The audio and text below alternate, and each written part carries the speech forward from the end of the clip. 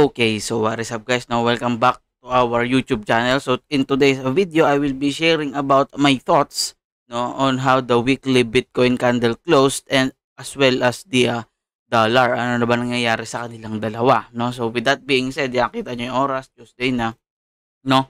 Pumunta na tayo dito sa chart. Again, the recent weekly candle close or this specific candle, yung kulay puti, no? It is trying to recover, no? Again, it even tried to become a bullish tawag dito, bullish engulfing candle, but again it has been rejected once again, just like this candle. This one is again, or it has closed as a bearish candle. Yun, ang laki ng wick sa taas, ibig sabihin malakas ang rejection dyan. And again, if magtutuloy-tuloy to, let's say magkaroon tayo ng isang bearish engulfing candle close below around 28.28650, that could mean a potential test of this support area, no? Itong area na to, diba? This is a resistance here, and then support here. Pwede niya ngayon i-test yung area na yan. So siguro pwede tayo maglagay ng line para makita natin or matandaan lang natin, no? At least. Okay, so yeah, meron na tayo diyang weekly support and resistance area, di ba? Resistance, nag-break above, and then support na siya dito. So ngayon, pwede niya itong i-test ulit. Pwedeng kapag nga nagkaroon dito ng bearish engulfing close, pwede niya itong i-test and pwede itong maging isang potential double top. And if that is going to be the case, double tops most often break to the downside. Pwede yung magkaroon ng ganitong price action and then tsaka siya mag-continue down. No? So, anong magiging target niyan, Sir Edge, if ever na yan nga ay isang double top pattern? So, kuhain natin yung kanyang height, no? From the top of the, tawag dito, top ng ating double top, and then our highest point, and then lagay lang natin sa breakdown point, which is going to be the neckline or the support area. So, in this case, this is going to target at around the 20k-ish area. So, para makita nyo, ayan, lagyan natin dito ng price point, no? So, ayan, meron siya dyang weekly, no, target. Or if ever na mag-breakdown, but again, hindi pa naman siya nagbe-breakdown, so wag natin siyang pangunahan. Again, pwede tayo pumunta ngayon dito sa daily time frame. May nakikita nga tayo dito na potential rising wedge. And again, na-test na ulit niya itong ating support area, which is ito lang sa candle na to. If ever na hindi ito mag-close as a bullish engulfing candle, which is in a few moments or more than an hour na lang, pwede itong magkaroon ng potential break to the downside. Again, ano magiging target nitong ating tinatawag na rising wedge? Normally, ang target niyan is the bottom of the wedge, which is going to be around 16.3k. Pero para conservative, pwedeng dito muna tayo sa weekly support and resistance. Target 1, no? Siguro lagyan natin ito. Pwedeng ganyan. Target 1, 24.5k. And then target 2 is going to be around 19.6k-ish area or 20k. And then target 3, pwedeng dito sa pinakababa, which is going to be 16.4k-ish area. But again, hindi pa natin yung masasabi unless ma-hit niya yan. Okay? So, yun lang siguro for the Bitcoin price action. And balik tayo mabilis sa weekly. Now, kung mapapansin natin, meron pa tayo ditong volume anomaly. Diba? Umaangat yung price, but the volume does not support the price action. Kasi para healthy ang ating price action, kung umaangat yung price, gusto natin umaangat din yung volume. Pero ngayon, wala tayong nakikitang ganon. So, tingnan natin kung ano mangyayari.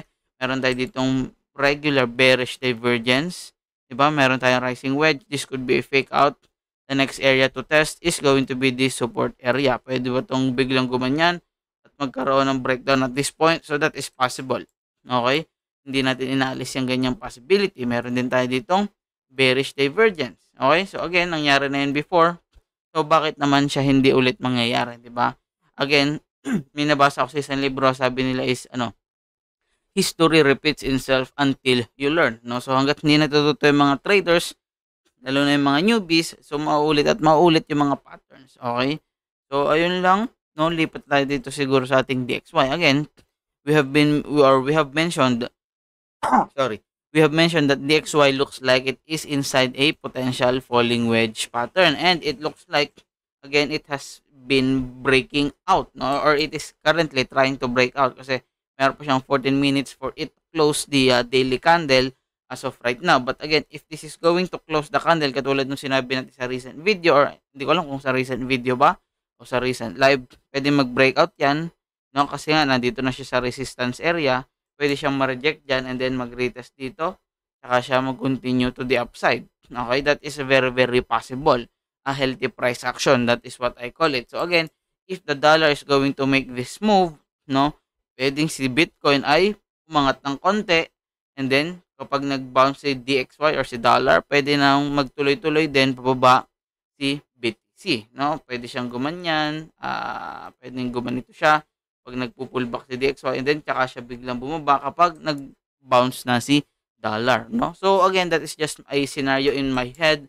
Pwede mangyari, pwedeng hindi. Don't quote me on that, no? So yun lang, again, kung hindi ka pa nakapunta dito sa website natin, meron tayo ditong lahat ng social media accounts nandyan, resources.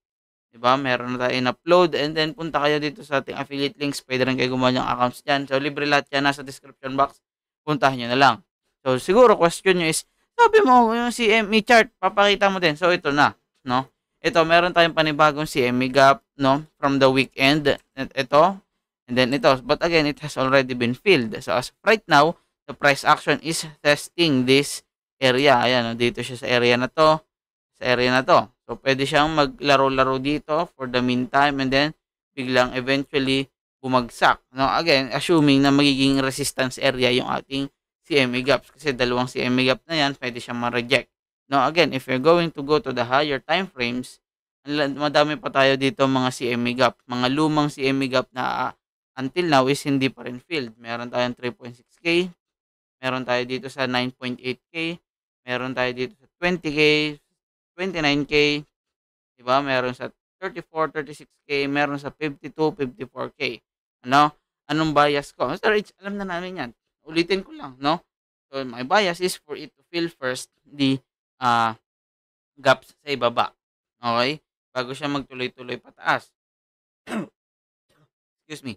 Para wala na tayong iisipin pag umaakit na siya, 'di ba? At least filled na lahat, no? So 'yun lang, sana meron kayong natutunan kahit papaano.